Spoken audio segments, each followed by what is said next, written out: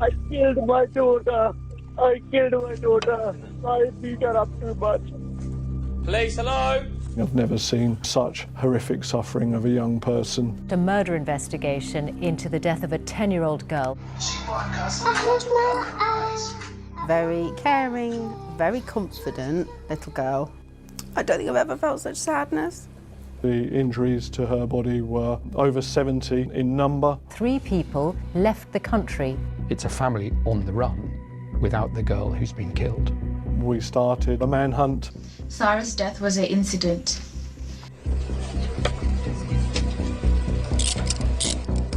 Do you love Sarah? No comment. Did you care about her at all? No comment. Visible shock in the court. Some of the jurors' mouths literally dropped open. It was one of the most extraordinary days of evidence that the Old Bailey has seen in recent years.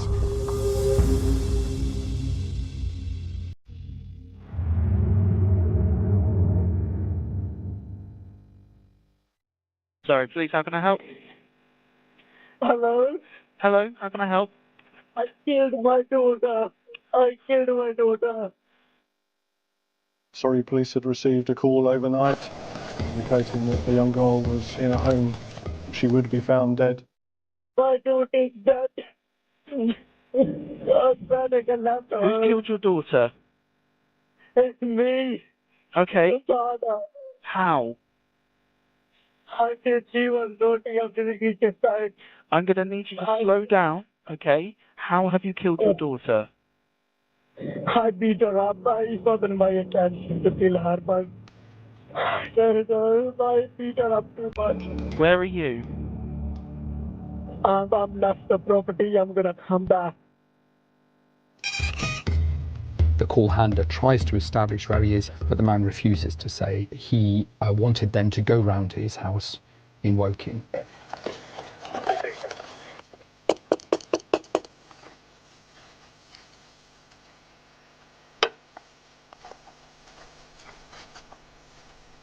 Police!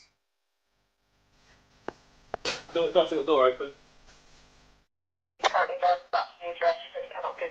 Police, hello, anyone in?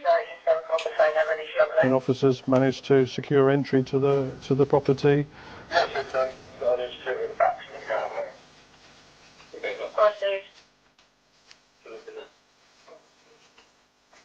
Police, hello?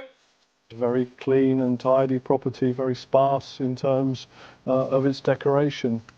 Police, hello? And officers made their way, as they were directed, to one of the bedrooms where they found Sarah's body.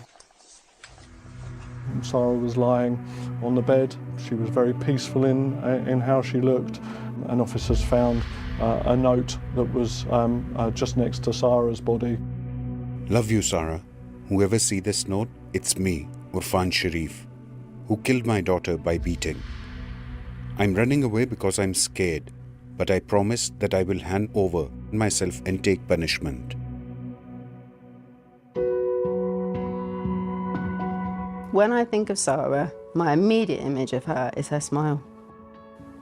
She had the cutest, biggest smile with her little cheeks. And that is the first thing that pops into my head. Sarah was a very caring, very confident little girl. What we remember is she was an absolute chatterbox. And she wanted to just talk to absolutely everybody and anyone. She loved singing and dancing.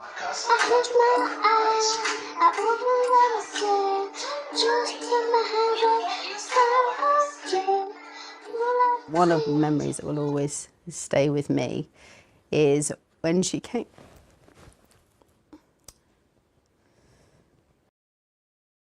On Christmas, she wrote a song. And her and her little friend had written lyrics. And so she came to my office. Mrs. Chambers, we've written a song. We want to share it with you. And I remember saying to her, Sarah, what do you want to do when you grow up? And she said to me, I want to sing. She said, I'm going to be on X Factor. She said, I want to be on X Factor. She said, and I want to win it.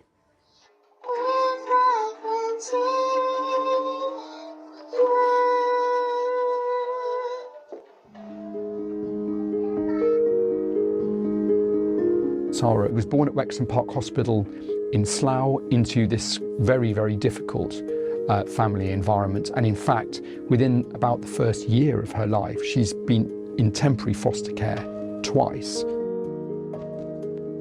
Irfan Sharif, the father, he'd come over from Pakistan. He worked as a taxi driver in Woking. Sarah's father had a history of violence. He'd been violent to previous partners. So it's a very difficult start to life. But ultimately, she ends up living with her mother, Olga Sharif, a Polish woman that Irfan Sharif had met in Poland and had married. She seems to have been quite a vulnerable character.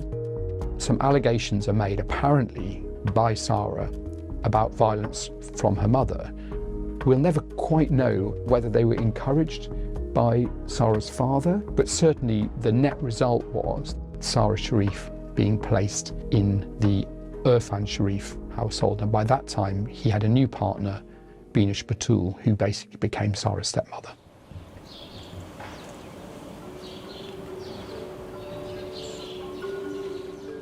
Binish Batul was Sarah's stepmother. She was a stay-at-home mum. She was very busy. She was looking after 6 children, so had a very busy life. Sarah's uncle, Faisal Malik, moved over from Pakistan to the UK and moved into this small flat. And by that time, you had 3 adults and 6 children crammed into this really small space. What neighbours heard was a household where there was a lot of disturbance. There was banging, sounds of crashing, could be smacking. They hear a lot of swearing at the children. The messaging that we had between Binish and her sisters was very important because that gave us a real oversight, I would say, of what was going on in that house at that time. Irfan is going crazy, beating Sarah up. I'm kind of having a panic attack. I have Russia and I'm literally dying. What the hell shall I do? Why? What did she do? He's literally going to break her arm or leg. I have no idea what to do. She's covered in bruises, literally beaten black. And where's Irfan? Sitting on his fat bum and playing Ludo.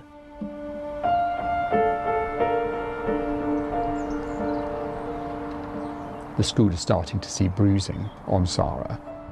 By now she's wearing a hijab.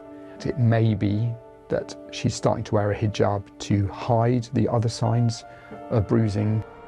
And the school are concerned enough about these bruises that they see that they contact Surrey County Council.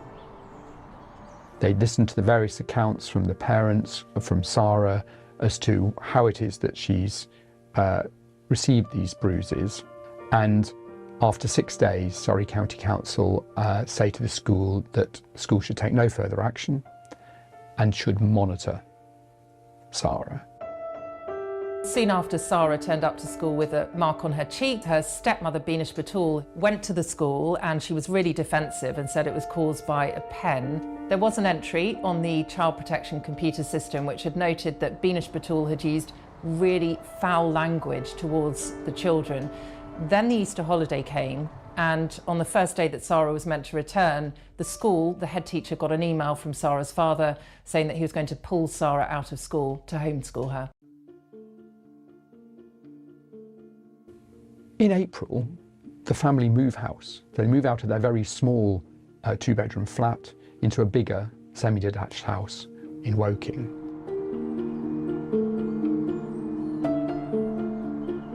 They're a large family, 6 children.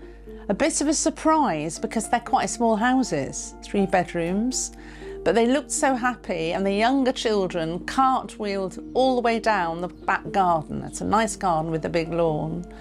And we just thought it was going to be quite a happy family if they decided to move in. That was my first impression. So once they moved into this 3-bedroom house, they presented themselves as a happy family. They were friendly with the neighbours, but one thing that neighbours did notice was that Sarah was not being taken to school.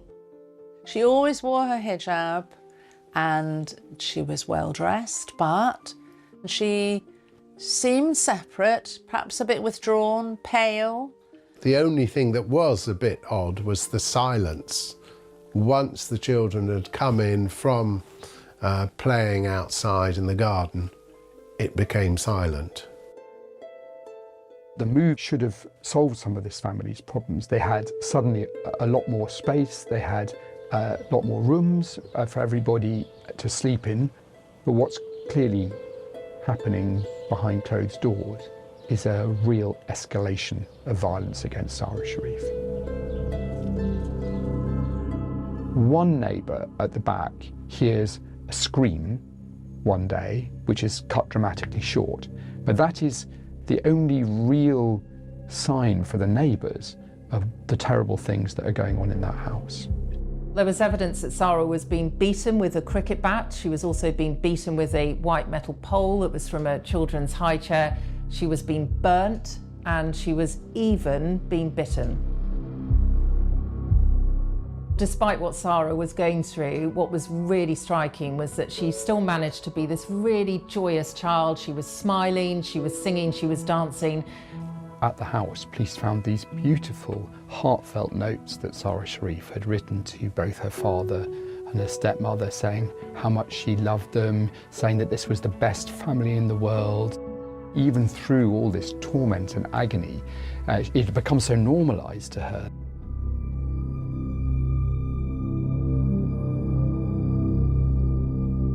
On the day that Sara died, Beenish Batul calls Irfan Sharif multiple times, telling him to come home. Something is wrong with Sara.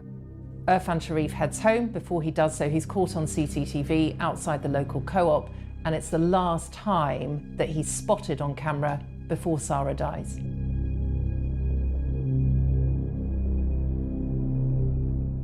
Irfan Sharif arrives back at the family house. By that point, Sara has seriously deteriorated, and he thinks she's messing around, so he picks up a white metal pole, he whacks her a number of times, and then soon after, Sara died.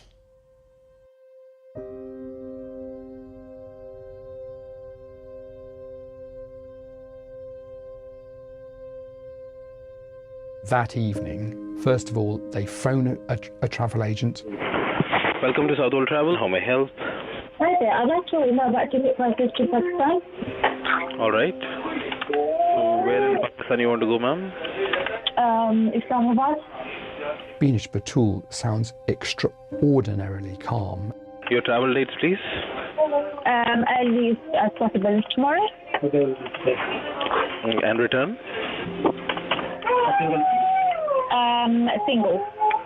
It's really chilling to think that during that conversation, Sara Sharif's lying dead upstairs. Okay. And how many passengers will be traveling? So, 4 adults and 4 kids.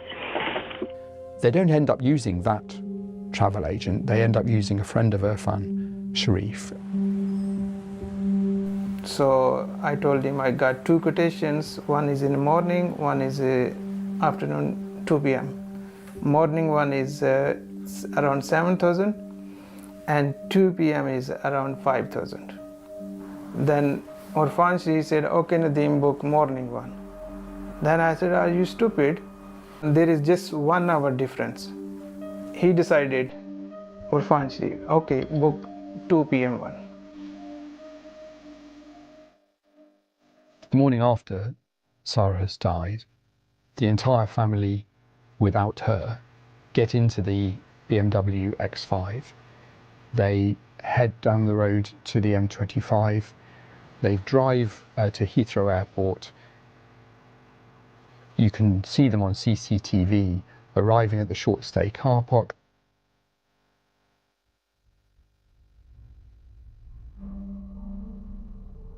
They leave the car unlocked, and then you see the whole family, Irfan Sharif, his wife, his brother, and all the children, apart from Sara, then going through security at Heathrow Airport.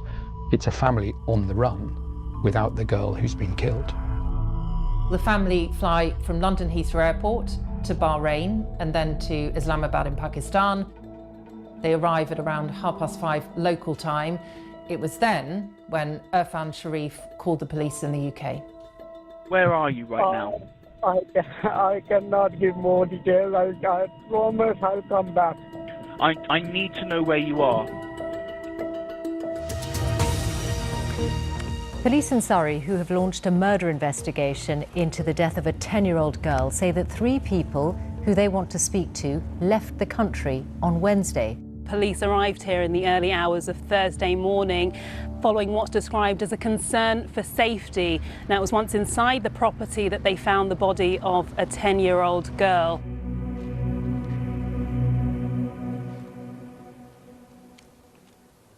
I don't think I've ever felt such sadness. And I think I say that on behalf of all the staff and the community. I think the shock was just immense. Personally, talking as a head teacher, I don't think you're ever ready for something like that. The injuries to her body were over 70 in number.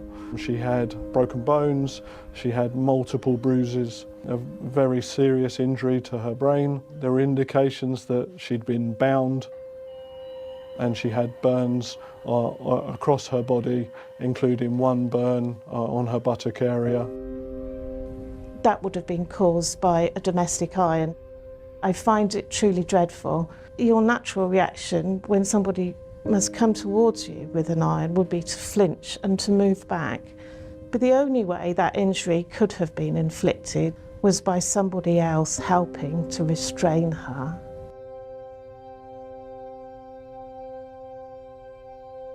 Bruises and breaks are likely to have been caused through being hit with implements. As if it couldn't get any more horrific, the indication was that at times Sarah was hooded with a plastic bag and made to suffer injuries whilst having a bag placed over her head. We started what we would call a manhunt. It is believed Irfan travelled to Islamabad in Pakistan in company with his partner and his brother on Wednesday the 9th of August. I'm Caroline Davis. I'm the BBC's Pakistan correspondent based here in Islamabad.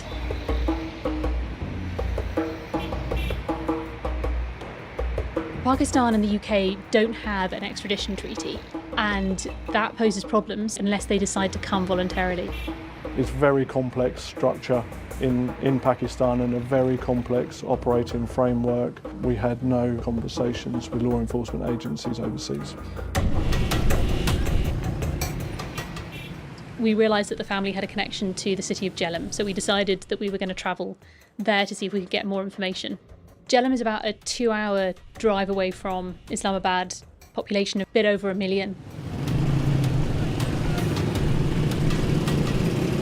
So when we got to Jhelum, we went firstly to go and speak to this lawyer contact who gave us a telephone number that he said was to Irfan Sharif, but we were still not clear at this point whether or not this was Irfan's telephone, whether this was a friend, whether this was family member. We then got a response back saying, "Sorry, we are unable to give you any statement at the moment." Every day or so we'd get an update from the police saying that they were raiding another property or they were looking in a different area. So we knew there was a lot of pressure on the Pakistan police about this particular case.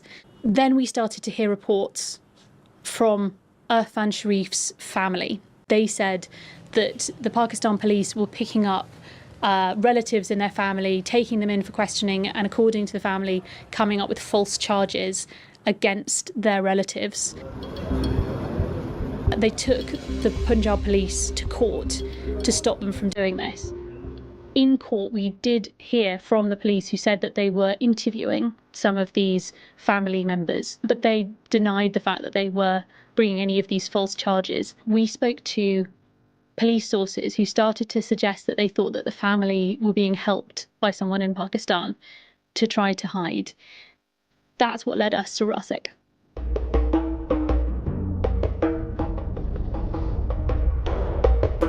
So it took us months of conversations, tip-offs and leads, but long after the manhunt was over, we found him. Rasik is a relative of Irfan's by marriage. Assalamu alaikum. Okay. Arfan Sharif room. This is Arfan's room. This Arfan room. This is where he stayed. इधर रुके हैं, इधर सोए हैं, इधर table पे खाना खाते थे, बैठते थे। बिनेश से भी मीटिंग करते थे कि लायर से राब्ता करें, ठीक है, पुलिस से राब्ता करें उधर। अक्सर उनकी बिनेश की और उसकी मीटिंग जब। So he took us into all of the different rooms, pointed out where the family had slept, pointing out where they ate, where the children had played. We then went up to the roof, and from there he showed us how he'd been able to spot the police coming. इधर से भी police नज़र आती है, ठीक है, चारों साइडों से। ये 2 रोड है, ये इसी तरह जो इसके अंदर चले जाते थे। You hid in here? हाँ, उधर इसके अंदर। You still hid them from the police, knowing that the police wanted to talk to them about Sarah's death. Did you ever not feel like you were doing the wrong thing by hiding these adults? मैंने मदद की है इरफान की, और वो जो छोटे बच्चे थे ना, अगर मैं मदद ना करता वो जलील हो। One of the other things that I found really surprising about speaking to Rasik was the fact that he said that the family weren't actually always in hiding. He took them to go and have haircuts, he took them to go and have pizza and ice cream. He was able to transport the whole family without anyone stopping them.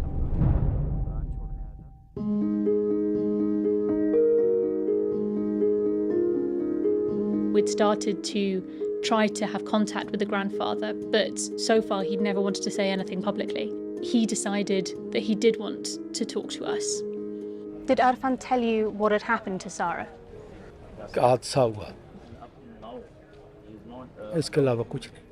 After Sarah died, did he explain to you why he'd come to Pakistan?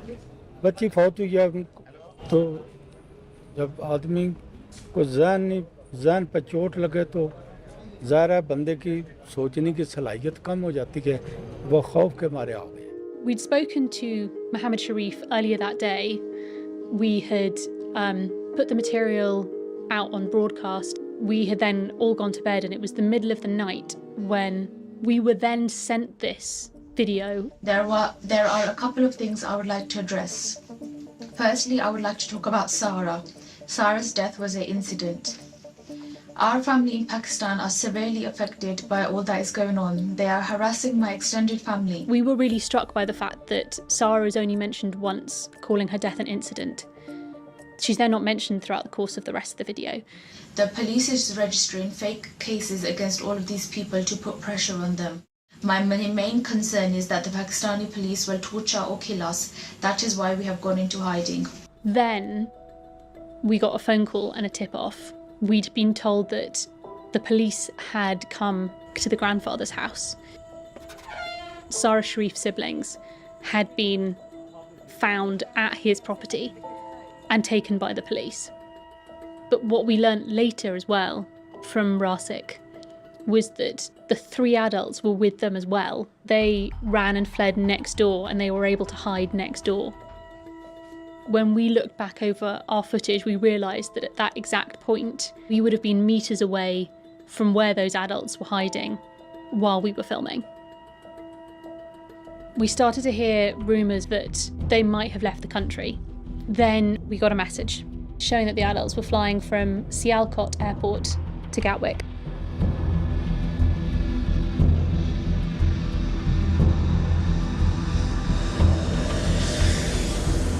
I found out that they were booked onto a flight, and quite quickly our thoughts then turned to what arrangements we needed to put in place to make sure that they were met at the airport. When the police go onto the plane to arrest them, they're sitting in the luxury of business class. When you consider what had happened to Sarah Sharif, that seems an extraordinary decision. They were met on the plane. They were arrested from their seats. Are you okay just to swap over? Just yourself go with me. You go with my colleague. This is the only luggage? Yeah, that's the only luggage I have. Okay. So one cabin bag between you and your partner, yeah? I don't have any bags. You have no bag? They know exactly what's going to happen. They're handcuffed in front of all the other business class passengers. I'll explain more outside, okay? I'll explain. Here's outside. And then taken down off the plane. Yeah, could you just confirm your name for me, please, sir? Yeah, Irfan Sharif. They were very cooperative with officers. You were therefore arrested for the murder of Sarah Sharif. From the injuries sustained by her and the investigation conducted, you are suspected of her murder. You are suspected of her murder.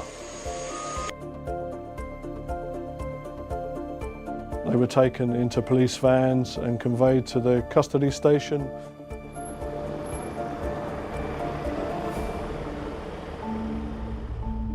Can I just ask you to introduce yourself, please? So my name is Binish Batul. And you are about to be interviewed for the offence of murder. During the course of the next few days, they were interviewed by specialist detective officers. What happened to Sarah? No comment. What did you see? No comment. Whose choice was it? How you left Sarah?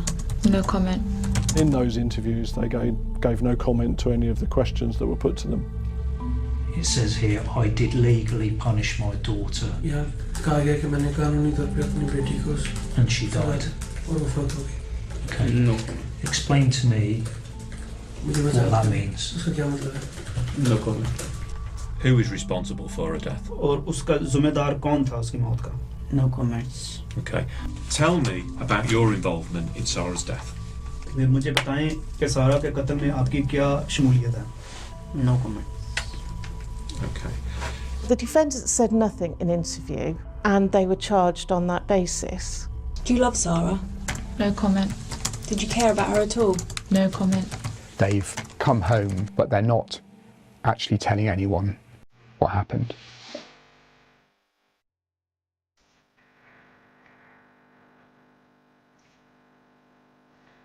It was one of the most dramatic trials that the Old Bailey has seen in recent years. Sarah's father and stepmother were blaming each other for her death. He was denying responsibility, saying he was not guilty of murder, and then seeking to blame other people, and then Baynash seeking to lay blame on other people. So it was a cutthroat between them. Despite the fact that Binish Batul and Irfan Sharif said that they wanted to come back to the UK to fight their case in court, the prosecution said it was only because of the huge pressure that was being put on the family in Pakistan. His original version of events was that he was most of the time out of the house. He's a taxi driver, and he said that he didn't see anything that was going on in the house. He firmly placed the blame on what happened to Sarah on his wife, Binish Batul. Then one morning, there were only a few of us reporters in court that day. He said, I've got something to say. What I said in my note and in my phone call, I admit it. And there was this visible shock in the court. Some of the jurors' mouths literally dropped open. They were open-mouthed. He was crying. Binish Batul was sobbing in the dock. He started confessing to beating his daughter multiple times, repeatedly and with force over a number of weeks. Hitting her with a cricket bat while she was tied up with packaging tape, and even beating her with a metal pole when she was dying, thinking that she was faking. It was one of the most extraordinary days of evidence that the Old Bailey had seen in recent years. This legal team stood up and said, we need to talk to our client. And then after lunch, Irfan Sharif went on giving evidence, but this time he was saying, I didn't mean to kill her. I didn't mean to cause her serious harm. And the legal definition of murder is if you kill someone either with the intention to kill or the intention to cause serious harm. Binish Batul didn't give evidence during the trial. That is her right. She doesn't have to. But Irfan Sharif continued to deny causing the iron burn to Sarah. There were the bite marks. Binish Batul was the only one who refused to provide dental impressions for comparison. Then there was that phone call that Binish Batul made to the travel agent. She sounded calm, calculated, despite Sarah lying dead upstairs.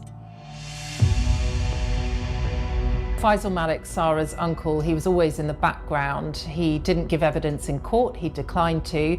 His defence was that he was always between university and working at McDonald's, so he was rarely in the house and that he had nothing to do with it. It was his card that was used to book the flights to Pakistan, and he also fled with the family.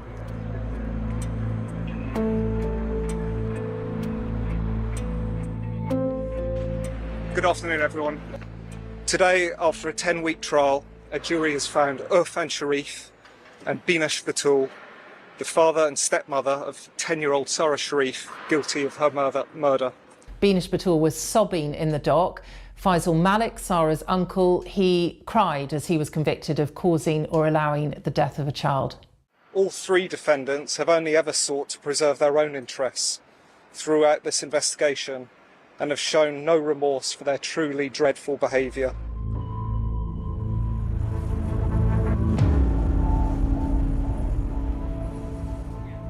Sara's death was the culmination of years of neglect, frequent assaults, and what can only be described as the torture of this small child, mainly, but not entirely, at the hands of you, her father, Irfan Sharif. The degree of cruelty involved is almost inconceivable. This happened in plain sight, in front of the rest of the family, including, for the last 8 months of Sara's life, in front of you, Faisal Malik. The courts at the Old Bailey have been witness to many accounts of awful crimes, but few can have been more terrible than the account of the despicable treatment of this poor child that the jury in this case have had to endure. Irfan Sharif, for the murder of Sara Sharif, I sentence you to imprisonment for life. The minimum term will be 40 years. Binesh Batul, for the murder of Sara Sharif, I sentence you to imprisonment for life. The minimum term will be 33 years, less the time that you have spent on remand. For the offence of causing or allowing the death of Sara Sharif, I sentence you to imprisonment for 16 years. Sara was known to Surrey County Council. Of course, they were involved with the family previously, and the school contacted them about Sara's welfare as well, and they gave us this statement. Until the independent safeguarding review concludes, a complete picture cannot be understood or commented upon. We are determined to play a full and active part in the forthcoming review alongside partner agencies to thoroughly understand the wider circumstances surrounding Sara's tragic death. Throughout this investigation, our thoughts have been with Sara's mother, with her siblings, and with her friends, those that knew her during her short life. Sara's mother has chosen not to be in court, and that's her way of dealing with it. She has been in contact all the way through the investigation. I'm into my 30th year of policing. I've never seen a case that has included such horrific suffering of a young person. It's one of those cases that touches every single person who's involved in it. She was called often a mother hen. She would love to look after all the little children on the playground. That's why they thought of the buddy bench. That's where children can sit if they need a buddy to play with. And then the singing award, because that really is what everyone remembers about Sara, is her constant singing, constant dancing.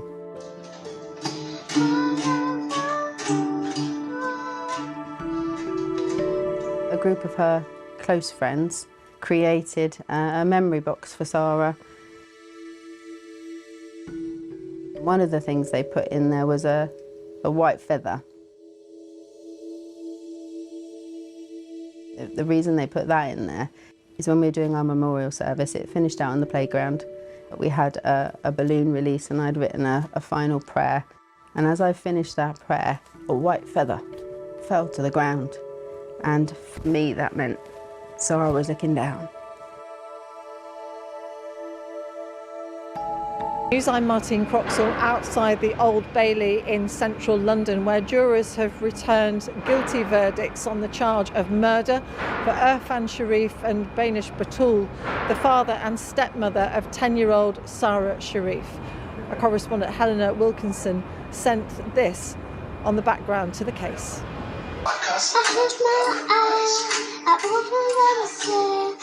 Sarah Sharif loved to sing and play the guitar. She was a confident, caring little girl. But in August last year, Sarah died after months of brutal violence. Your daughter has died? I killed my daughter. I killed my daughter. More than a day after Sarah had died, her father made the call to the police. My daughter is dead. Who's killed your daughter? It's me. He had left Sarah's body alone at home in Woking in Surrey and fled with his family to Pakistan. Police! As Sarah's father was still on the phone to the police, officers were already inside the house. Police, hello? Upstairs, under covers in a bunk bed, they found Sarah's body. Her father had left a handwritten note. "Love you, Sarah. It's me, Irfan Sharif, who killed my daughter by beating." The little girl had over 70 injuries, including fractures, bruises, burns and bite marks. She had injuries to her shoulders, which are said to be very rare by the pathologist. And she had lots of rib injuries. So you can imagine the fractured ribs, the pain that would have been causing. Sarah's blood was discovered on this cricket bat, and her father used this metal pole to beat her with. Your travel dates, please. I'll leave as possible tomorrow. With Sarah's body upstairs, desperate to leave, Irfan Sharif and his wife were making plans to flee. And return? Single. Hours later, the family were at Heathrow, heading for Pakistan. But after a month on the run, Sarah's father, stepmother and uncle Faisal Malik returned to the UK and were immediately arrested. The body of Sarah Sharif was discovered. You are therefore arrested for murder of Sarah Sharif. At the Old Bailey trial, for 6 days in the witness box, Sarah's father sobbed as he denied almost everything and blamed his wife. But on the 7th day, Irfan Sharif made an extraordinary confession. Jurors were left open-mouthed as Sarah's father began confessing. Trembling, he said he beat his daughter over a number of weeks repeatedly and with force. She died because of me, he said. Irfan Sharif denied burning and biting Sarah. Beenish Batul refused to provide dental impressions for comparison. I'm into my 30th year of policing. I've never seen a case that has included such horrific suffering of a young person. It was a brutal end for Sarah, the spirited little girl who had dreams of becoming a ballet dancer. Helena Wilkinson, BBC News. Well, as you heard there from Helena Wilkinson's report, the details that were shared in the course of the evidence being presented were extremely distressing. After the verdicts were handed down, Libby Clark from the Crown Prosecution Service spoke outside the Old Bailey. She said Sarah was a happy, outgoing and lively child, described as always laughing, who was cruelly abused and murdered by those closest to her. None of us can imagine how appalling and brutal Sarah's treatment was in the last few weeks of her short life. The injuries inflicted on her were absolutely horrendous. After Sarah died, instead of calling 999, the 3 defendants immediately made plans to flee the country, thinking only of themselves and not telling the police that Sarah was dead until they'd safely landed in Pakistan. We were able to build a strong case showing where each defendant was in the weeks running up to Sarah's death, using mobile phone evidence, CCTV sightings and work records. In a small house with such a big family, it would have been immediately obvious to all the adults what was happening to Sarah, yet none of them took any action to stop it or report it. They played their part in the violence that led to her tragic death. This was a complex case with much liaison with foreign authorities, and our CPS International Unit played a significant role in helping us to prosecute this case successfully. We have today secured justice for Sarah, a bubbly young girl who was killed by the adults who should have protected her. Also speaking outside the Old Bailey after the verdicts were returned, DCI Craig Emerson made a statement. He's the leading investigating officer from Surrey Police and Sussex Police Major Crime Team, and we can hear him now. Good afternoon, everyone. My name's Craig Emerson, Detective Chief Inspector for Surrey Police. I've been the Senior Investigating Officer for this investigation. Today, after a 10-week trial, a jury has found Irfan Sharif and Binash Batul, the father and stepmother of 10-year-old Sarah Sharif, guilty of her murder. Faisal Malik, Sarah's uncle, was found guilty of causing or allowing her death. Sarah was a bright and lively little girl who loved singing and dancing, and on behalf of Surrey Police, I would like to extend my deepest condolences to her mother Olga, her siblings, and all those who knew and cared for her. Sarah's spirit and bravery and resilience in the face of the suffering that she endured has shone through from the vast inquiries that have been undertaken in this case. Sarah's young life was brought to an end as a result of the brutal abuse and unspeakable violence inflicted on her by Sharif, Batul, which Malik did nothing to prevent. This case has shocked and horrified not only those who knew and loved her, but people across the country and around the world. On the 10th of August 2023, we received a phone call from Sarah's father in which he told the operator that his daughter had died as a result of his actions. From this day, Surrey Police has worked tirelessly to build a case to prove that Sharif, Batul and Malik all played their part in Sarah's death. During the trial, Sharif took the stand intending to blame Sarah's death entirely on his wife before changing his story to accept some responsibility while still denying murder. Batul and Malik refused to take the stand at all or provide any explanation what happened to Sarah in their police interviews. All three defendants have only ever sought to preserve their own interests throughout this investigation and have shown no remorse for their truly dreadful behaviour. Sarah's death has been one of the most difficult and distressing cases that Surrey Police has ever dealt with. I would like to thank those who came forward to provide information and those who gave evidence in such harrowing circumstances. I would like to thank the jury for their careful consideration of the evidence which has been presented throughout the trial. The murder of a child is absolutely shocking, but the horrific nature of the abuse Sarah suffered during her short life has made this case particularly disturbing. Today, justice for Sarah has been served, and our thoughts remain with Sarah's mother and her siblings at this extremely difficult time. Thank you very much. At the heart of this trial was Sarah Sharif, a happy, outgoing and lively 10-year-old girl who was cruelly abused and murdered by the two people closest to her. We have all seen Sarah's smile shine out from the photos of her, but everyone involved with this case will always remember that utterly horrendous injuries and brutal treatment she received in the weeks leading up to her death. We cannot begin to imagine the suffering she went through in her own family home. Both defendants denied killing Sarah. However, the appalling truth is that they, along with Faisal Malik, were all living in a small house and were all complicit in what was happening to Sarah.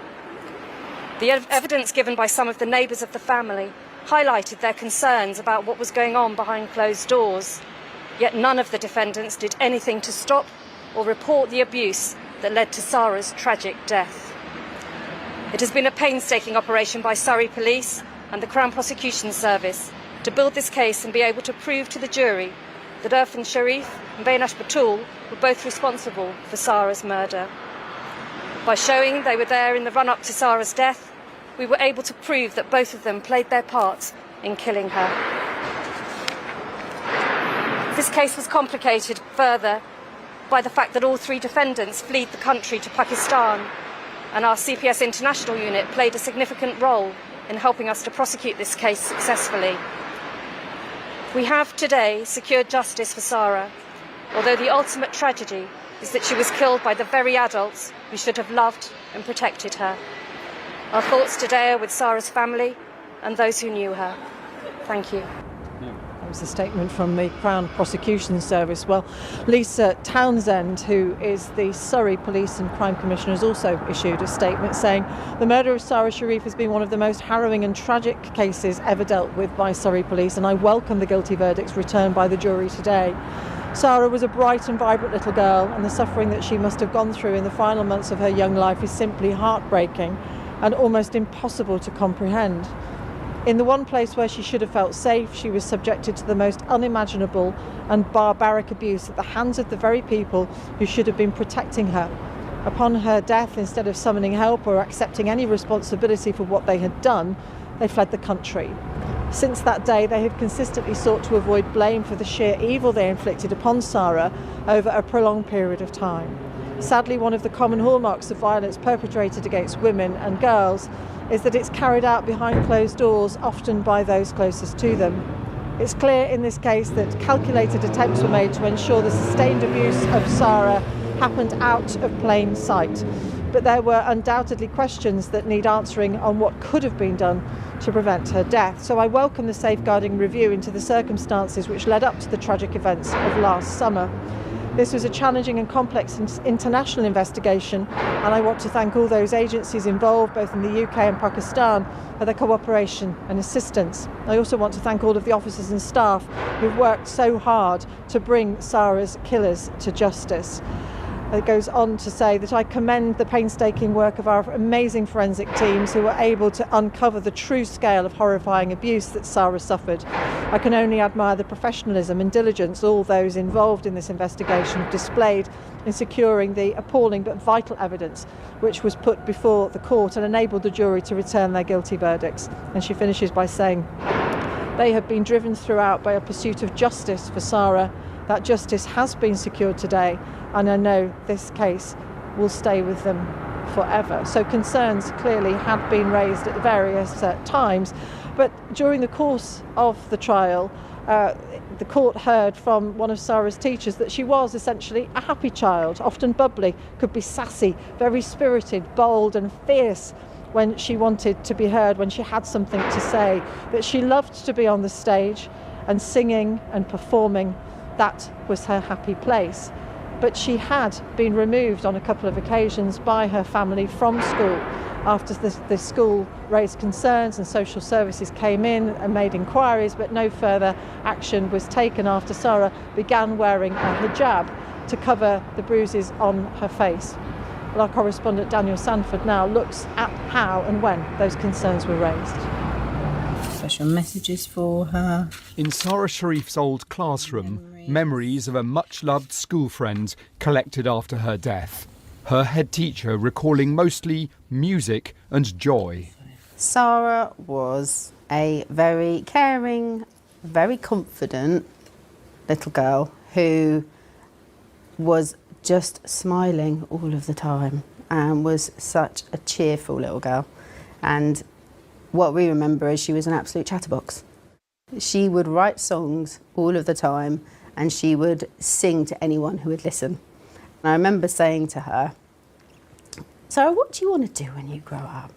And she said to me, I want to sing. Should I want to be on X Factor? Shouldn't I want to win it?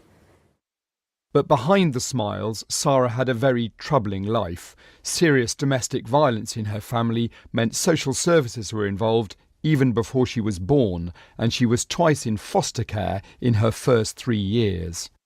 After her parents separated, she lived with her Polish mother, Olga Sharif, until the age of 6. But allegations of violence against her mother meant she moved back in with her father and his new family in 2019. At each step on the way, Surrey County Council social services were involved. But her father's home was full of vicious arguments and punishment beatings.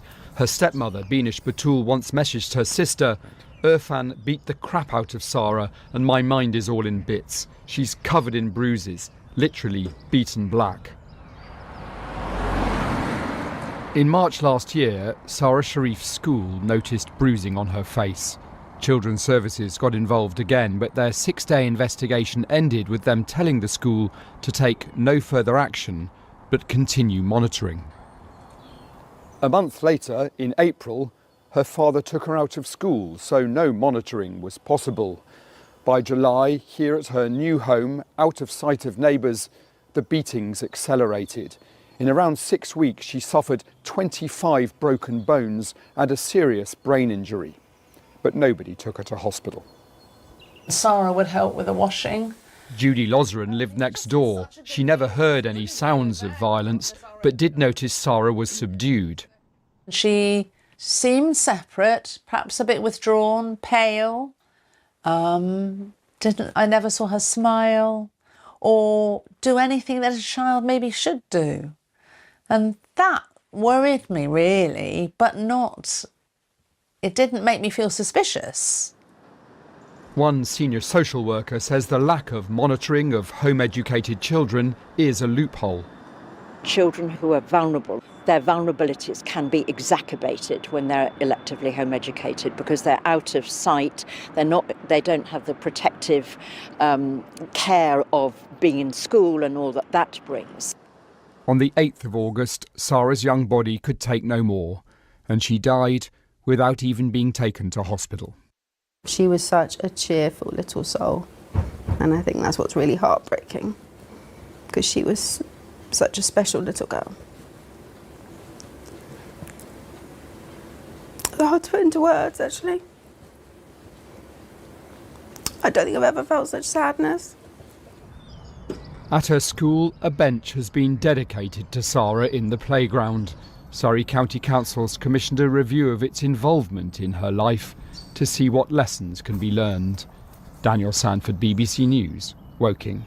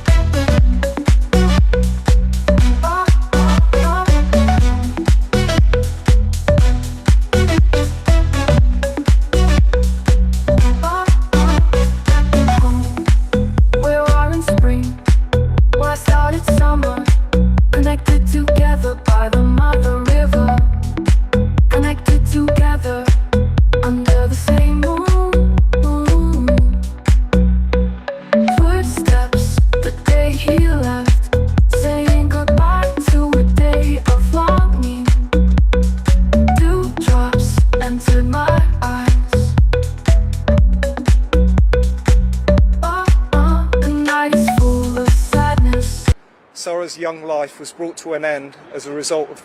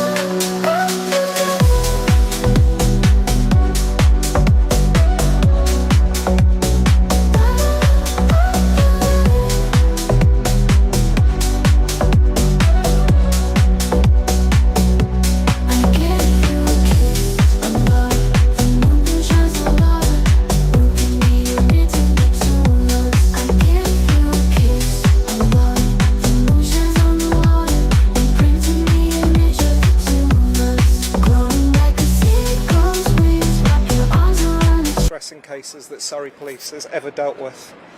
I would like to thank those who came forward to provide information and those who gave evidence in such harrowing circumstances. I would like to thank the jury for their careful consideration of the evidence which has been presented throughout the trial. The murder of a child is absolutely shocking, but the horrific nature of the abuse Sarah suffered during her short life has made this case particularly disturbing. Today, justice for Sarah has been served, and our thoughts remain with Sarah's mother and her siblings at this extremely difficult time. Thank you very much. At the heart of this trial was Sarah Sharif, a happy, outgoing and lively 10-year-old girl who was cruelly abused and murdered by the two people closest to her. We have all seen Sarah's smile shine out from the photos of her, but everyone involved with this case will always remember that utterly horrendous injuries and brutal treatment she received in the weeks leading up to her death. We cannot begin to imagine the suffering she went through in her own family home. Both defendants denied killing Sarah. However, the appalling truth is that they, along with Faisal Malik, were all living in a small house and were all complicit in what was happening to Sarah. The evidence given by some of the neighbours of the family highlighted their concerns about what was going on behind closed doors, yet none of the defendants did anything to stop or report the abuse that led to Sarah's tragic death. It has been a painstaking operation by Surrey Police and the Crown Prosecution Service to build this case and be able to prove to the jury that Irfan Sharif and Bainash Batul were both responsible for Sarah's murder. By showing they were there in the run-up to Sarah's death, we were able to prove that both of them played their part in killing her. This case was complicated further by the fact that all three defendants fled the country to Pakistan, and our CPS International unit played a significant role in helping us to prosecute this case successfully. We have today secured justice for Sarah, although the ultimate tragedy is that she was killed by the very adults who should have loved and protected her. Our thoughts today are with Sarah's family and those who knew her. Thank you. That was a statement from the Crown Prosecution Service. Well, Lisa Townsend, who is the Surrey Police and Crime Commissioner, has also issued a statement saying the murder of Sarah Sharif has been one of the most harrowing and tragic cases ever dealt with by Surrey Police, and I welcome the guilty verdicts returned by the jury today. Sarah was a bright and vibrant little girl, and the suffering that she must have gone through in the final months of her young life is simply heartbreaking and almost impossible to comprehend. In the one place where she should have felt safe, she was subjected to the most unimaginable and barbaric abuse at the hands of the very people who should have been protecting her. Upon her death, instead of summoning help or accepting any responsibility for what they had done, they fled the country. Since that day, they have consistently sought to avoid blame for the sheer evil they inflicted upon Sarah over a prolonged period of time. Sadly, one of the common hallmarks of violence perpetrated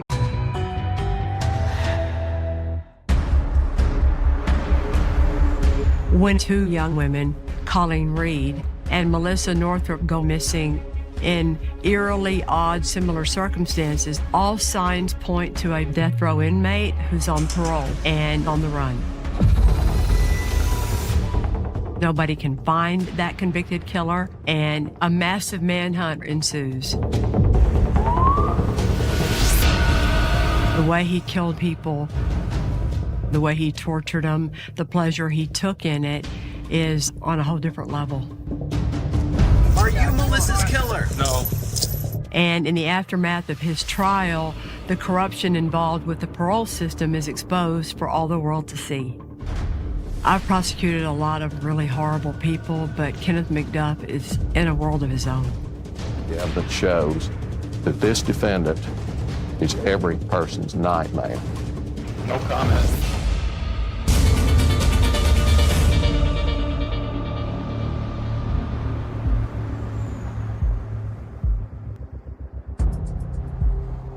Melissa Northrup is a petite mother of 2 children and pregnant.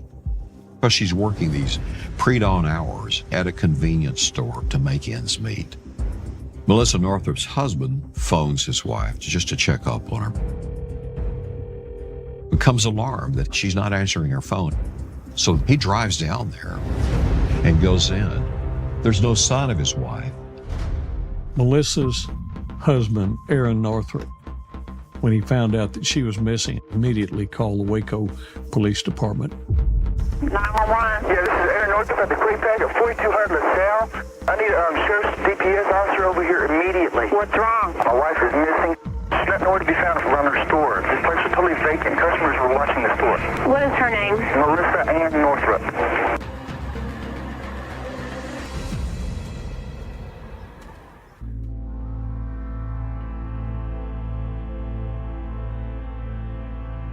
We have a missing attendant at the Quick Pack. Her name is Melissa Ann Northrup, white female, 22 years of age. Her vehicle is also missing. There was some money missing from the store, and right now we're treating this as a robbery kidnapping. We have no suspects at this time. Our husband, he has no idea where she's at neither. Of course, he's worried. Our whole family is worried. We just want to locate this young lady. I talked to my wife 5 minutes before this happens. All of a sudden, she's just gone.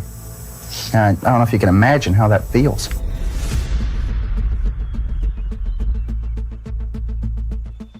Investigators found a tan 2-door Thunderbird abandoned on the parking lot of a motel located just a few hundred feet from the convenience store where Melissa Northrup has disappeared.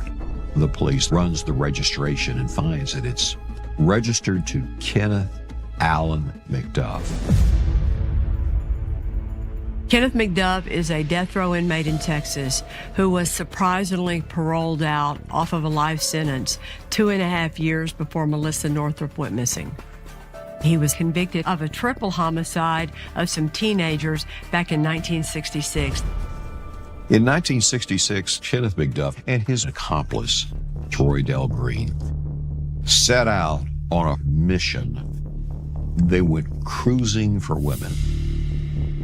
And they found 3 vulnerable teenagers, Edna Sullivan, Robert Brand, and his cousin, Mark Dunham, parked at a local high school on the baseball field, playing music, and they're just laughing and having fun.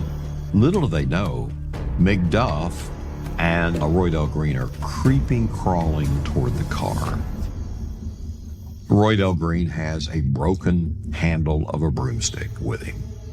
And McDuff's got a revolver. He jumps up to the car window with his gun drawn, and then the nightmare starts. McDuff forced the 2 boys into the trunk of his car. He then took Edna Sullivan in Robert Brand's car and drove it down these country roads with Troy Del Green following in McDuff's car. Finally, they came to a desolate place. He opens the trunk, and there's Robert Brand and his cousin, and he tells his accomplice, Roy Del Green, they've seen us. I gotta kill them. And he shoots them. Then drags Edna Sullivan to the back of the car and assaults her with the broken handle of a broomstick. He straddled Edna Sullivan and placed the broomstick across her throat. And he crushed her larynx.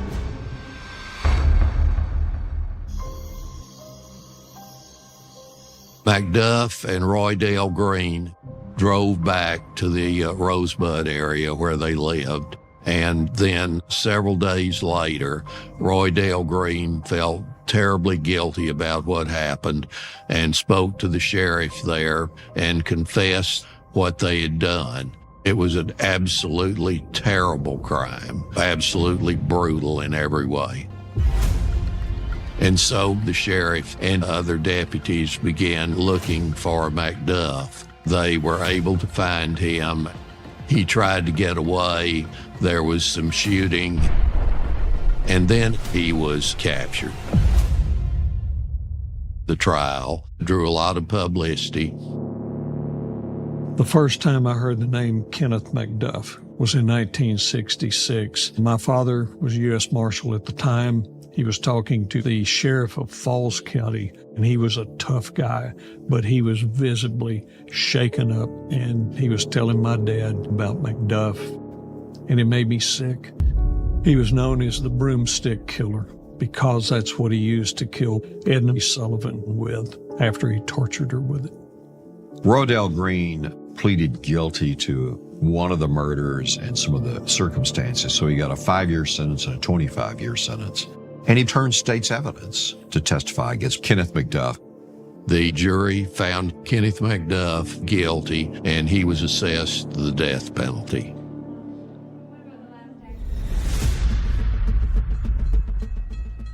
6 years after Kenneth MacDuff had killed the 3 high school teenagers, Furman v. Georgia came down from the United States Supreme Court. In that landmark case, the Supreme Court said that the death penalty was unconstitutional because it was applied arbitrarily all across the country. That meant that every death row inmate in the country, including Kenneth MacDuff, had their death sentence commuted to life. Texas prisons had become very crowded. So, although he had originally gotten a death penalty, Kenneth MacDuff was released from prison on parole. When Kenneth MacDuff had his sentence commuted to life, you want to believe, okay, we're still safe, because he would never be released to free society again, but he was. Everybody in the criminal justice system was wondering, how can this happen?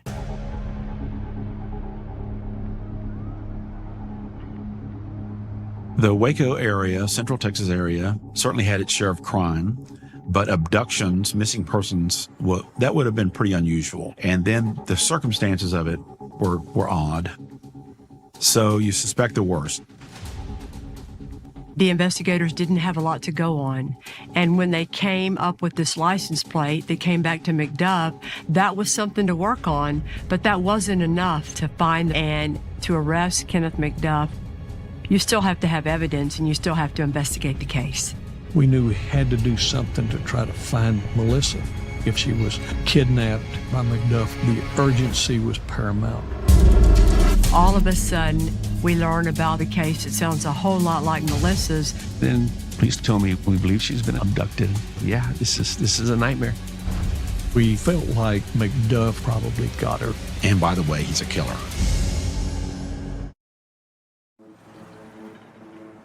I think that everyone wanted to believe that Melissa Northrup was out there still alive.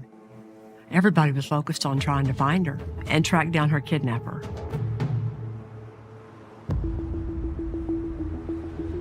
Melissa's car was discovered by a fisherman near the gravel pit outside of Dallas.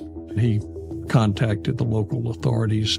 No fingerprints were found in Melissa's car, but the seat was pushed all the way back.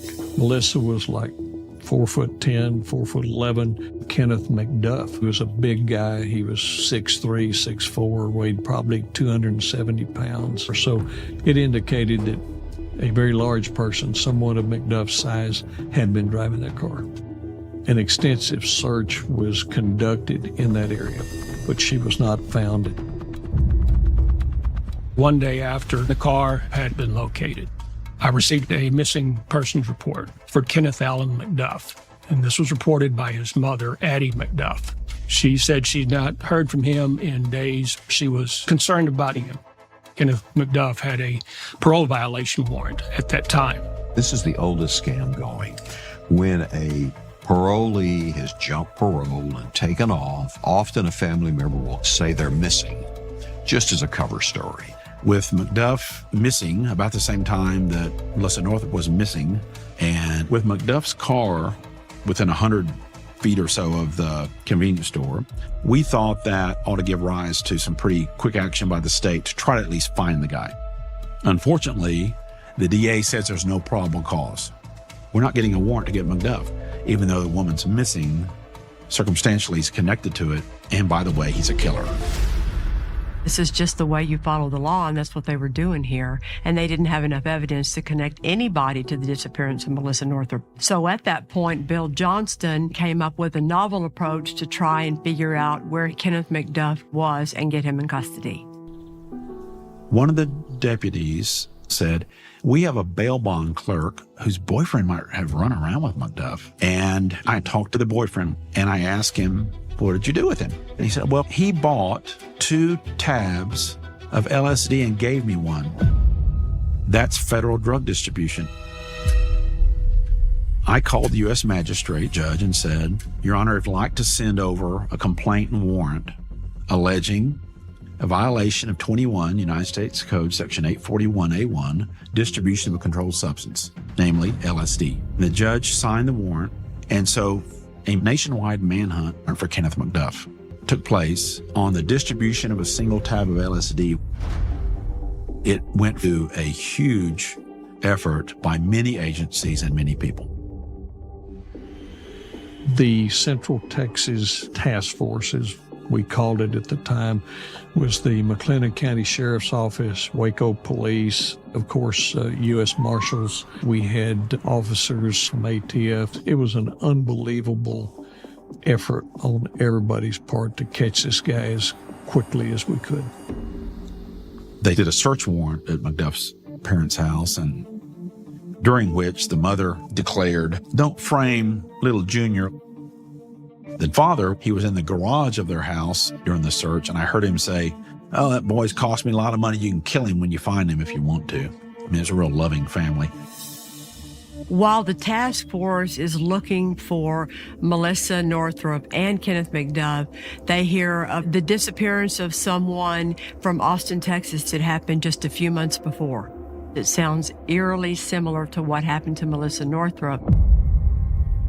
Colleen Reed and I were seriously dating. The 29th of December, 1991, she had errands to run, and she mentioned she had to go wash her car. And then probably about 9:30, I got the first call from the police department asking to speak to Colleen. And I said, well, she's not here. What's going on? And they said, well, we found her car abandoned at the car wash, and we believe she's been abducted. I was surprised and obviously worried. Colleen was a gift from God. She was a blessing to me. She was 28 at the time, and we talked about getting married and, having children and having a life together. She was very beautiful inside and out. She was just always looking to help people, and she cared about her community. She just volunteered for everything, and I think that was her passion, to do right things. We loved each other, no doubt about it. The Colleen Reed case. Witnesses observed 2 males forcing a female into a Thunderbird. We knew McDuff drove a tan Thunderbird. It's possible that it could have been the same car. So now we felt like McDuff was the one that probably got her. And so we were trying so hard to find out if she was still alive and maybe rescue her, along with Melissa Northrup. Back then, there wasn't quite the technology today we might have gained from surveillance cameras. And so the approach that we took was, let's find everybody that knows McDuff and talk to them. I was brought in as the liaison investigator since McDuff had spent so much time on death row. My job was interviewing ex-cons and guys out on parole that he knew from the penitentiary. He wasn't a very popular guy in the penitentiary.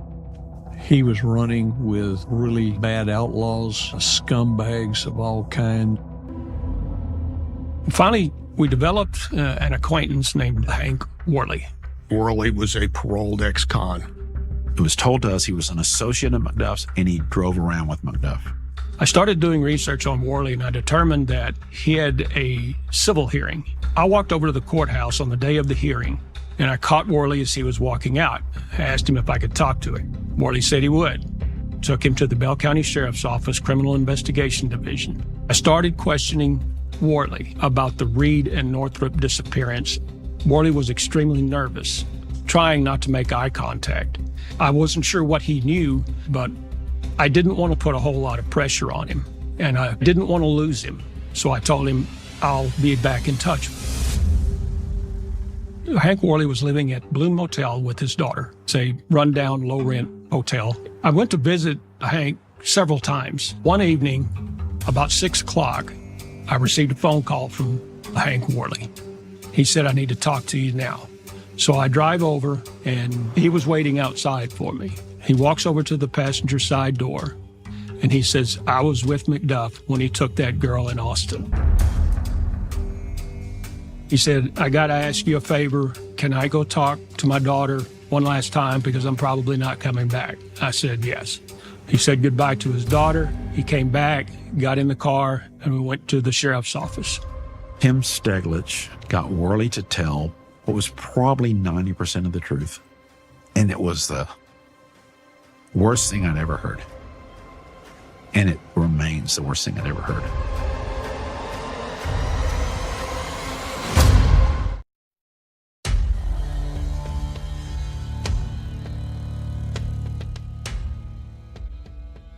When the investigators interview Hank Worley, not only does he talk about his own involvement, he gives them even more details about exactly what Kenneth McDuff did to Colleen Reed. Worley started by saying he and McDuff went to Austin to get bent, which is to get high. And while they were driving on 5th Street, they see a female at a car wash. And McDuff made some statement that we're going to take that girl. He tells us that Colleen Reed is washing her sports car at this car wash, and then McDuff pulls into the bay next to her, gets out, grabs her by the throat, brings her to the car, throws her in the back seat. McDuff gets in the back seat with her. Worley drives off, and then the torture begins. Colleen Reed's hands were bound with shoelaces while they were in transit. They drove around Austin and then drove north on Interstate 35. Worley told us McDuff is in the back seat torturing Colleen Reed with a cigarette over and over. Worley drove a vehicle for 2 hours with a woman screaming.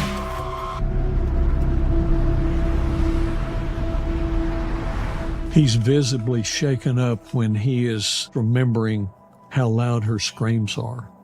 And he told us, he said, loud that hurt my ears. He had his head down and he was shaking. And then he went down on his knees. We're just in disbelief. And she begged Worley for help. Worley says, I was afraid of McDuff myself. There were all kind of ways Worley could have jumped out of the car and waved people down and got him involved, and McDuff would have been caught. But he was a low-life coward. Colleen was taken to a field about 200 to 300 yards from Kenneth McDuff's parents' residence in Bell County.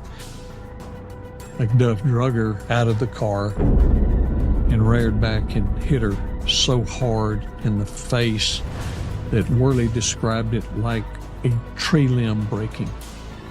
And so then he drags her over and threw her in the trunk. Afterwards, he took Worley by his house. McDuff let Worley out of the car, and McDuff drives off into the night with Colleen Reed in the trunk. The level of brutality was shocking. We're speechless. I was so angry. I can't even tell you what I wanted to do to Worley at the time. What happened to her was everything we feared, and even worse. It's coming true. It all came to fruition. It's like, yeah, this is a nightmare. Sorry.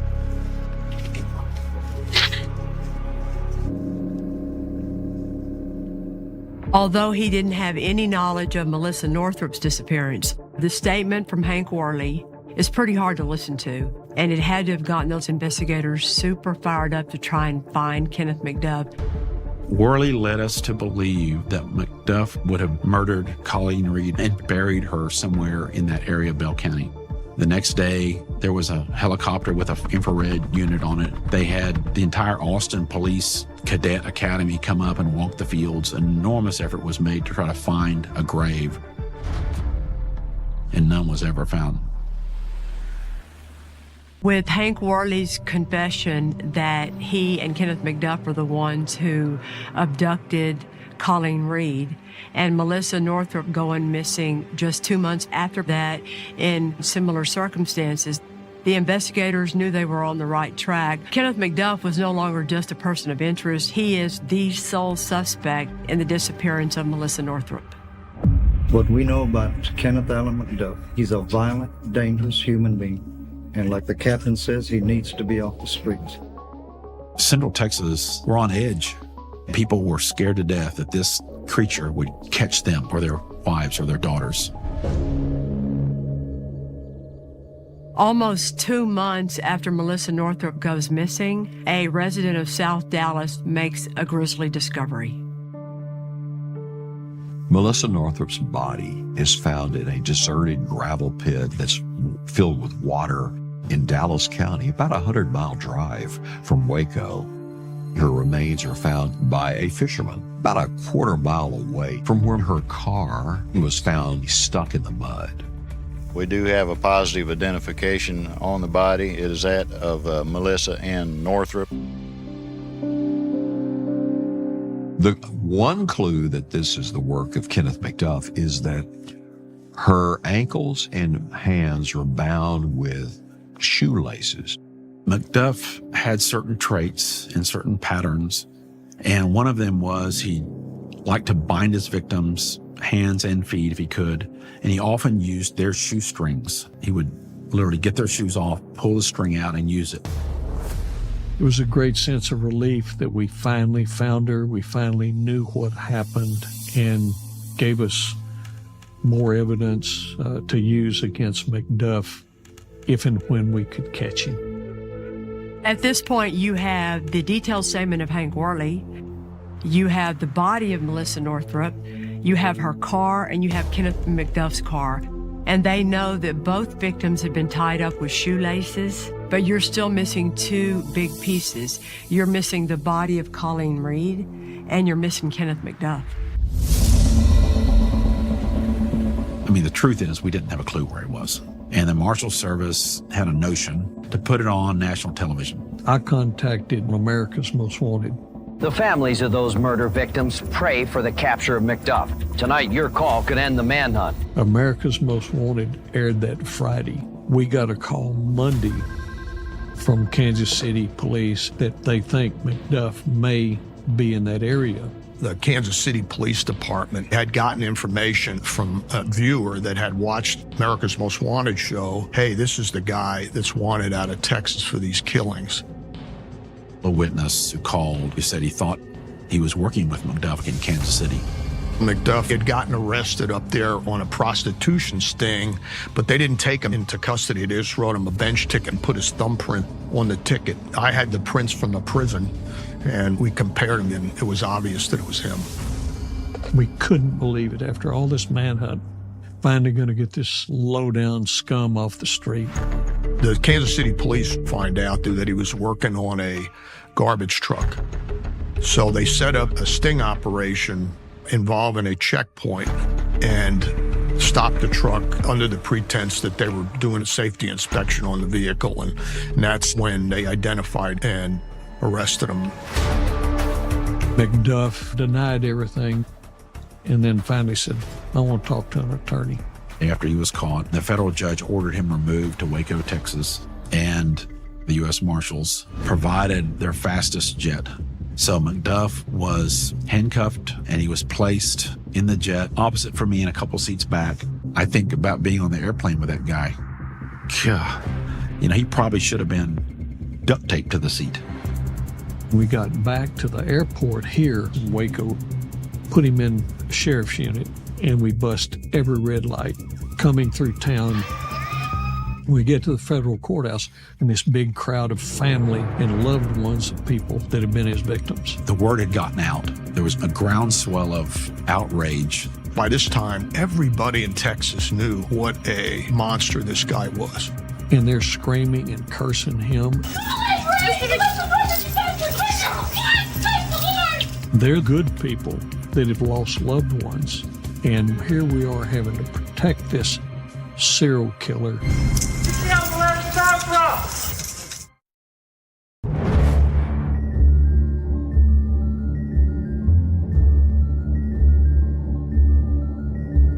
After finding Melissa Northrup's body and then arresting Kenneth McDuff, he is charged with the capital murder of Colleen Reed and the capital murder of Melissa Northrup. But Colleen Reed's body still has not been found, and Kenneth McDuff is not talking. Prosecuting a murder without a body is difficult because you have to prove that they're dead, and you like to be able to prove the cause of death too, and you can't do that when you don't have a body. For all those reasons, the state decided to move forward with the prosecution of Melissa Northrup's case first. No comment. McDuff had escaped the death penalty before because the Supreme Court threw it out. By this time, Texas had reinstated the death penalty. We felt that we needed to get him the death penalty so that he could never commit any more crimes like this. It was going to be difficult. It was not a slam dunk. We didn't have anybody that was an actual eyewitness to the murder of Melissa Northrop. The prosecution case was the definition of circumstantial. I mean, they had to take a bunch of unrelated facts and put them all together, and there just really wasn't, in our mind, any conclusive evidence that he committed the murder. I think they were relying more on his past and his history than facts. To say it was a high-profile case is probably an understatement. Name of the charges against you? There was so much publicity that I don't think you would ever found 12 people who could have impartially judged it. So the judge decided it would be better to have a change of venue and decided to send the case to Houston.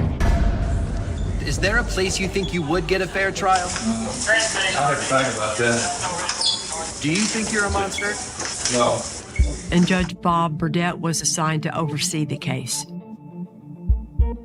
And I'm very familiar with how he controls his courtroom. He doesn't put up with any nonsense. You better make sure your T's are crossed and your I's are dotted if you're trying a case in front of him.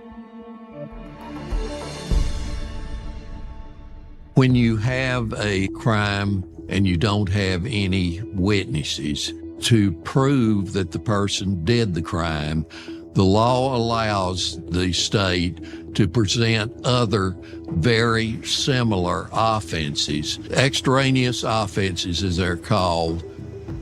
Typically, you don't try one murder by bringing in another murder, but when you're trying to establish that the same person committed the crime, sometimes it can be allowed in for limited purposes only.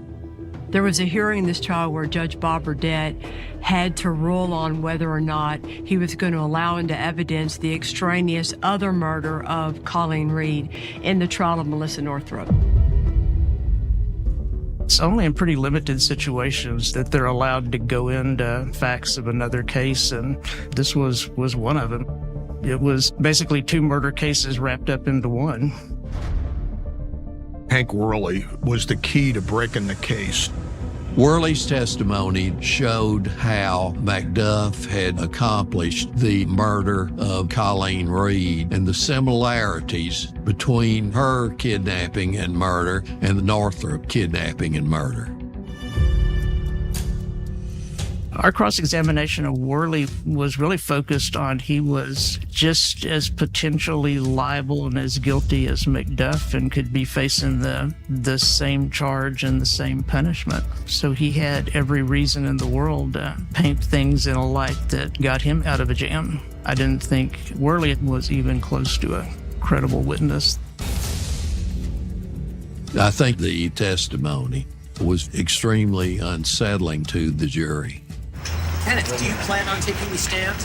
Yes, I want to take the stand. Are you positive? It was definitely against our advice to take the stand, but it was something that he wanted to do. The case they have isn't strong. They fear they get an acquittal verdict on the case as it stands right now. Okay. Why would Kenneth McDuff take the stand when he hasn't, at that point, talked to law enforcement about anything? I think that McDuff thought that he could go sell a story to the jury and convince them that he was innocent.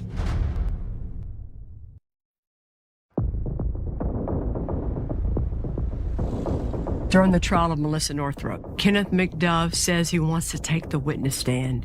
His lawyers advise him not to do that, of course, because if he testifies, then he is going to be cross-examined on anything the prosecutors want to ask him about. He does not take the advice of his lawyers, and he takes the witness stand. From the prosecutor's point of view, I'm sure they were very excited that Kenneth McDuff didn't listen to his lawyers. McDuff testified that he was not in Waco when Melissa Northrup was killed. He said he decided to leave Waco behind, to try to shed his past and get a new life, and gave all these details of his journey. And I'm sure he thought with that long story that he had impressed the jury, but I didn't think he'd accomplish what he intended. When Kenneth McDuff takes the witness stand, not only can the prosecutors cross-examine him about Melissa Northrup, the victim he's being tried for, they can ask him about Colleen Reed and other crimes that the jury would not have known about when they were just deliberating his guilt. John Segrist did the cross-examination, and he, of course, questioned McDuff about the murder in 1966. The jury had not heard anything about that murder previously. And also our evidence about the murder of Colleen Reed, that was something that obviously was helpful to us. The evidence shows that this defendant is every person's nightmare.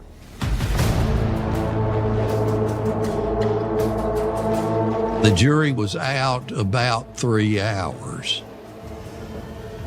We, the jury, find the defendant, Kenneth Allen McDuff, guilty of capital murder as charged in the indictment. Kenneth McDuff is found guilty of murdering Melissa Northrup, and he is sentenced to die by lethal injection. The whole time the judge was talking, I was crying, and it was just really a load lifted. Kenneth Allen McDuff is the only person that's been on death row twice in Texas. Can you tell me how you're feeling? That's what I'm guilty. Any thoughts on what's next? I guess I'm going to die, apparently. We all do, you know. Will today's decision bring your family closure? There's never be a closure. To me, my daughter's not resting in peace until this man is dead. So I don't want him to be able to do this ever again.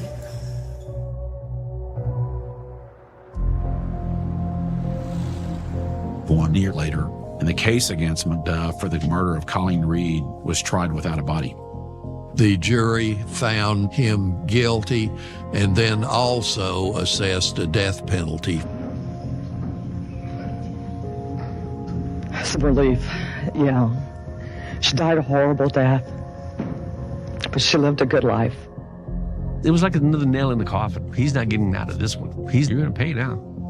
And there's some pieces of me that I didn't know exist. The hate that I had for that guy and the things that I dreamed that I could do to that guy. It's just like, but God help me. The last chapter will always be reserved for bringing Colleen home. So guys. Kenneth McDuff is finally convicted for the capital murder of Colleen Reed and the capital murder of Melissa Northrup. but people still had a lot of questions. Where's Colleen Reed's body? Has he killed anybody else, anywhere else in the country? And how in the world did he get released from prison in the first place? After he had been found guilty of capital murder of Melissa Northrup and Colleen Reed, I started investigating the parole board. The state was under pressure for prison crowding by a federal judge. So in 1989, the parole board are told, start releasing 150 inmates a day, 7 days a week. It started off with your hot check rioters and property crimes, but before long, they were at the bottom of the barrel. James Granberry, his parole board chairman, was finding inmates' families who had money. The investigation revealed that he would actually shake them down. They love their kids. They don't want them in prison, and they'll do anything to get them out. Kenneth McDuff walked out of a maximum security prison on parole under a cloud of corruption that no one realized at the time. There was no way to know how many violent criminals got out this way. I was appalled. Texas is supposed to be this tough place with all these death penalties. Well, heck, they were letting everybody out. It was a travesty, and it was an embarrassment, and it was wrong, and people were dying in the streets because of it. You sure don't think that a serial killer is going to be one of the ones that slips through the cracks. But that's what happened. And look what happened in the free world, where he got to continue to prey on women, and he killed 2 more people. And that's all the fault of the system. With McDuff, the justice system did its work. They put him back on death row. But to close those cases for the families, recovering the victims is the priority. So as he was getting close to the execution set date, I started going down to death row. I would spend 4 or 5 hours with him, talking to him. The most chilling thing that he said to me was about Colleen Reed. He said, I took her out of the vehicle and she got away from me and she ran and fell down. He said, if she had just gotten up and ran away, I could have never caught her. But she didn't. She just laid there and cried. I mean, you talk about the hair standing up on the back of your neck. I needed to know where Colleen Reed was. And I needed him to tell me the truth, but he had no motivation to do so. And we had good information that he was going to be executed in just 2 or 3 weeks. Time was running out.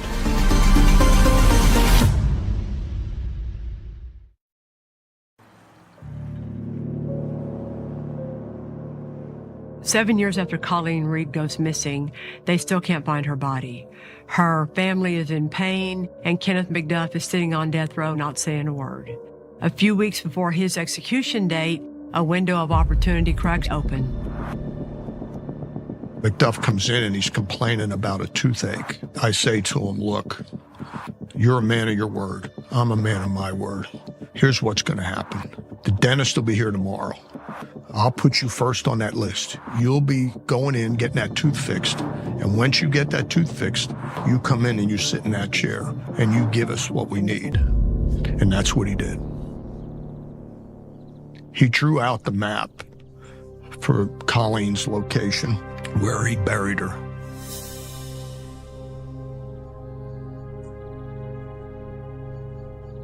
This is where McDuff brought Colleen Reed after he tortured her and beat her to death. It brings back so many bad memories and feelings, just knowing what happened to Colleen. Went right out there, about where that third tree is.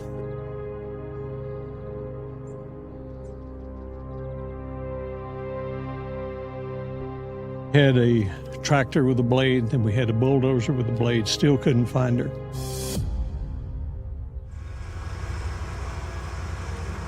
When the blade went by the bulldozer and scraped, I saw something, and I moved away some dirt, and there was Colleen's skull. We found her. Representatives of the medical examiner's office put her in the back seat of their car and took her back to Austin. They weren't going to put her in a trunk. You know, she was going to ride with them in the car. We had information that thankfully led us to some remains a while ago. They would be the remains of Colleen. What we heard was done to her was etched in our minds, and I cannot, you just don't understand that. We've done this for years. We don't understand how one human being could do that to another human being. This case, McDuff, coupled with the corruption side of it, changed the way the criminal justice system operated in Texas. It was a huge scandal. It led to the largest expenditure of taxpayer money for prison construction in history. There was the first overhaul of the criminal justice code in over a quarter of a century. Now we have what's called a series of the McDuff laws. He became the poster boy for change in the criminal justice system. McDuff was executed tonight by the state of Texas. He was pronounced dead at 6:26.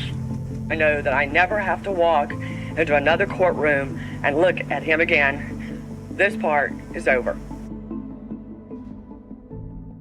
Colleen's memory has lived on. There are people that still love her and miss her. There's an endowment at LSU, her school, Colleen Reed Opportunity Fund, and so her name will be carried on with that scholarship. So it's nice for us to say that ultimately they got justice. You know what? If I was Colleen Reed or Melissa Northrup's family, I would tell you I don't want to hear any talk about justice because all I feel is pain.